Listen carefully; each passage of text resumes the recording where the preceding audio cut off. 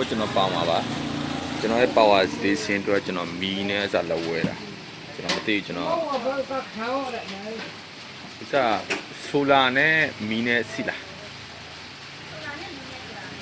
ဟိုပါစီလဲဒီတဲ့စပတ်တက်ကျွန်တော်တမလို့ဝဲကျွန်တော်မသိဘူးဒါမှဒါကျွန်တော်တက်ဒါပေါ့ဆိုပါ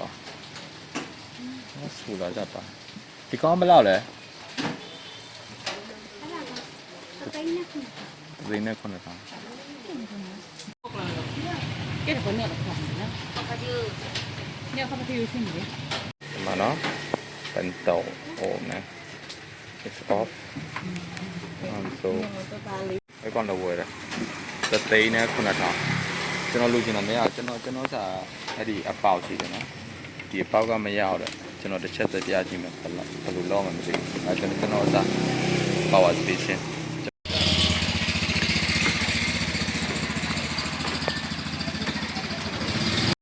ကျွန်တော်ပေါင်မှာမီးလောက်ဝယ်ကျွန်တော်ပေါင်မျိုးပါအဲကျွန်တော်ပေါင်မျိုးဖြစ်ပါပေါင်ရတဲ့ကညာပြေးလဲဆိုင်နေမှာမိသွားပြီပါလည်းမသိမင်းဆိုတီအီလက်ထရောနစ်ဟုတ်တယ်မလောက်ဝယ်တာဒီကောင်350အဲ့ဒီညောင်ကုန်းလေးကကြီးဝယ်တာအဲ့ဒါ3နဲ့3နဲ့သားကျွန်တော်အသေးပဲဝယ်လာတယ်အသေးပဲရတယ်ပေါင်မှာ electric ပစ္စည်းတော်စုံတာပဲဒီစားအကျန်းဆုံးဒီကောင်3,900 3,200 3,200ဒီကောင်မယူလာတော့မှာဟုတ်ကဲ့ဒီကောင်မီးပဲနေစင်းစီလားက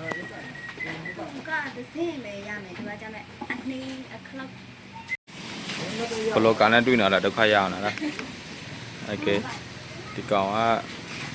အတူဆော့ပါနေမှာအကုန်လင်းတာသူကဒုက္ခပဲအကုန်လင်းကို